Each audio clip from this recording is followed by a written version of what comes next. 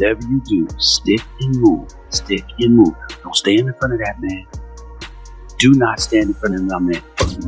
I don't know how much confidence Jake Paul have in all that, but you know he's gonna be a lot quicker.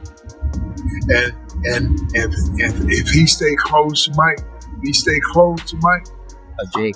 Jake Clown. Would you look at it as a joke if your team was like, yo, we want you to fight Jake Paul? Would you be like, yeah, I laugh at him. Would you ever do a fight like that? I feel as though in my career I can't do that right now. Stephen A. Smith delivered a blistering takedown of Gervonta Tank Davis on live television, declaring that the fighter should be ashamed of himself. With his trademark fire and uncompromising style, Smith ripped into Davis for agreeing to fight YouTuber-turned-boxer Jake Paul, dismissing the matchup as a spectacle rather than a true contest. He branded the bout a circus act and a disgrace to boxing, accusing Davis of sacrificing integrity for attention and hype. The rant ranked among Smith's most heated tirades, and he left no room for doubt. This fight, in his eyes, isn't worth celebrating. It deserves condemnation. Steven, I wanted you to come on the show to tell me that you think I'm a great boxer. I think you're a damn good boxer with a lot of potential. And I got one problem with you, and I told you this already. You are skilled. You cannot be going in the ring beating up on dudes that you know don't box. You can't have a basketball player, UFC fighter. No, they strike. They don't box. There's a difference. They're not on your level. In fighting Jake Paul as Jake Paul trying to become the world champion fighting Tank, none of that makes sense. Business-wise, this thing's going to blow up. So let's see about the business of this thing. Let's see what the narrative is for this fight. Because again, I think Jake's going to come in there and try to knock Tank Davis out. Tank's not taking him seriously. Believe it or not, that potentially could happen. And I'll explain why. Breakdown. Let's go. Smith highlighted the glaring disparity between the two fighters, stressing that Jake Paul often tips the scales at over 200 pounds, while Gervonta Davis is a natural 135. He warned that such mismatches threaten to erode boxing's credibility, turning the sport into a carnival sideshow. At the same time, Smith revisited the controversial majority draw between Davis and Lamont Roach in March. Rather than question Tank's legitimacy, he defended Davis's sterling resume and dismissed the backlash as unfair. To Smith, showed the composure of a true champ, unshaken by doubt and unmoved by controversy. His swift decision to accept a rematch, Smith argued, was the move of a fighter secure in his greatness and determined to reassert his dominance on boxing's biggest stage. Can't buy the hype at this particular moment in time. Now, I'll give Jake Paul credit for this. At least he's in the ring with a boxer. But 57 years old is 57 years old. And 57 years old and formally walking into a UFC fight as an audience member, as a patron with a cane. It's hard for me to believe a year later that you're going to be in any condition to really, really fight. I hope I'm wrong, but I don't know. And if you're Jake Paul, here's what I want to say to you. It's Mike Tyson, that's fine. It's a money fight, I get you. You want to make money. But at some point in time, if you keep telling us that you're taking boxing seriously and you want to be recognized as a big-time boxer / fighter, you're going to have to fight somebody closer to your age who is a contender at the very least in the sport and who lives with it every single day. Could you please get in the ring with somebody? Pretty please with sugar on top. I'm interested. Gervonta Davis might be every bit as box office as Maverick himself.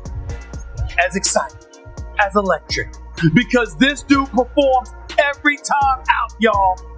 Wherever Davis goes, wherever he fights, fans justifiably follow. He's that special.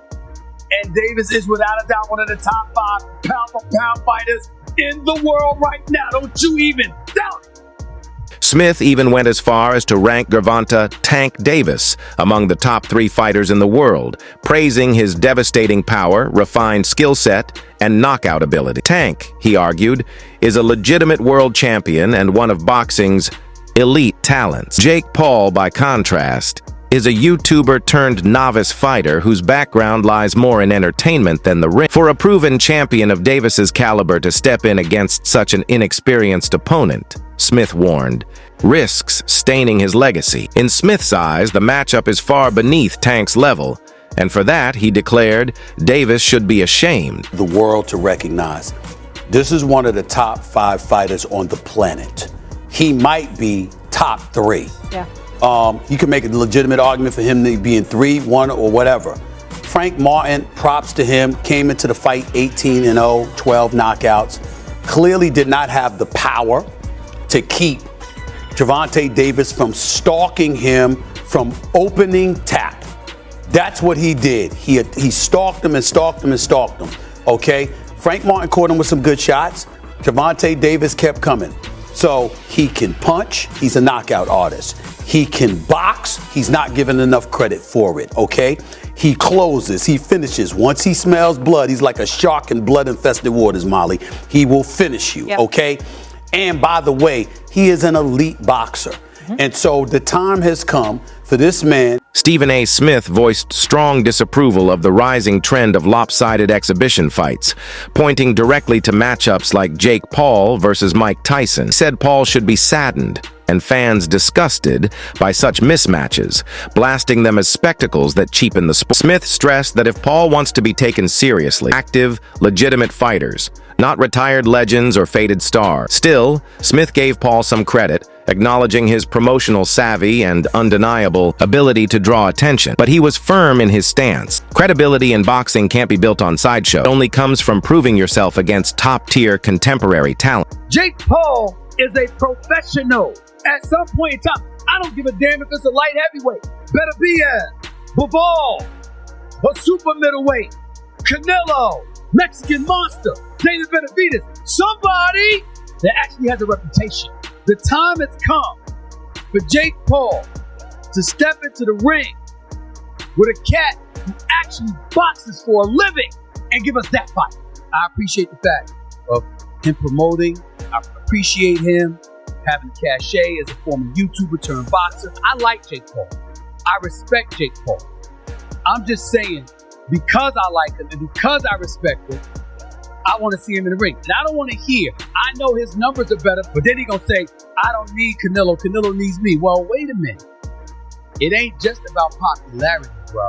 After the Tyson fight, when Gervonta Davis called him out, Jake Paul diffused the tension with a witty, self-aware jab. At the post-fight press conference, he signaled he was open to facing Davis, but couldn't resist poking fun at his rival's height. Paul joked about weight classes and quipped whether boxing also had a height class, drawing laughs while highlighting the obvious size gap. It was a playful yet pointed remark that turned a heated moment into entertainment, capturing both the mismatch and the showmanship driving the spectacle.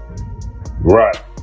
Jake Paul responds to Gervonta Davis' call out and absolutely takes the moment and the opportunity to clown Gervonta Davis's height in the sport of boxing.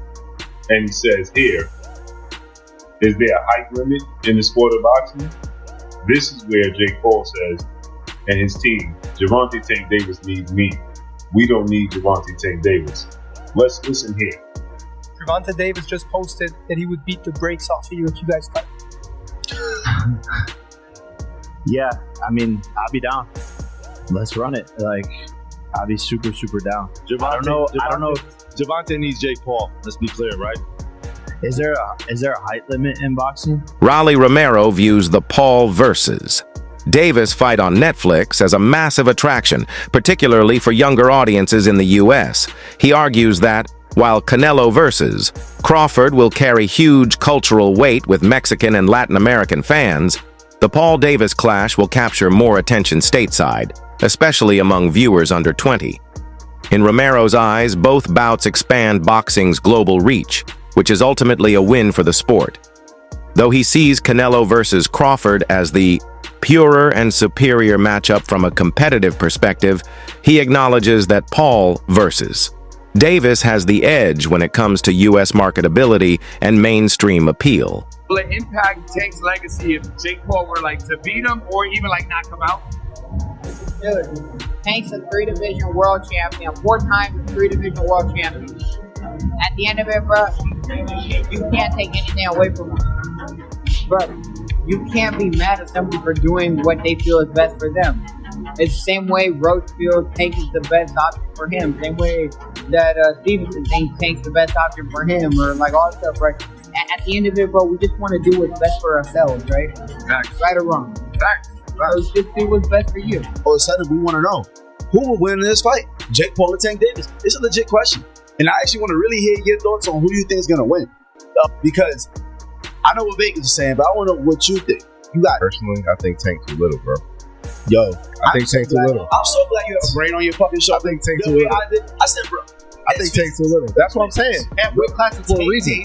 That weight class is for a reason. 5'5", 135 pounds. Jake Paul is 6 feet, 205. That's what I'm saying.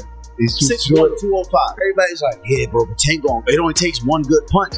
Yes, it takes one good punch when you're about the same size. There's a 60, 70 pound difference in weight in these people. I don't think nobody puts the physics in mind. Jake Paul gets punched in the face by dudes 200 pounds with all their might on a weekly basis. 135 pound puncher, bro. If y'all remember the Mayweather versus Conor McGregor fight, Conor walks around like 180 on McGregor. He's like 5'9", 180. Mayweather's like 5'7", 145. That 30 pound difference, bro. If you remember that fight, Mayweather was putting mittens on Conor. Guess what happened to Conor? He didn't hit the ground once. Yeah. He lasted all 12 rounds getting hit with flurries.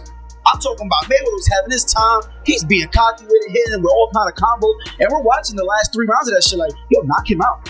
And you know what? He could not knock him out because Conor gets punched by people that are 170, 180 pounds on a regular. And just that 20, 30 pound difference, it was like impossible for him to do anything. And that's exactly what I feel like is going to happen with Jake and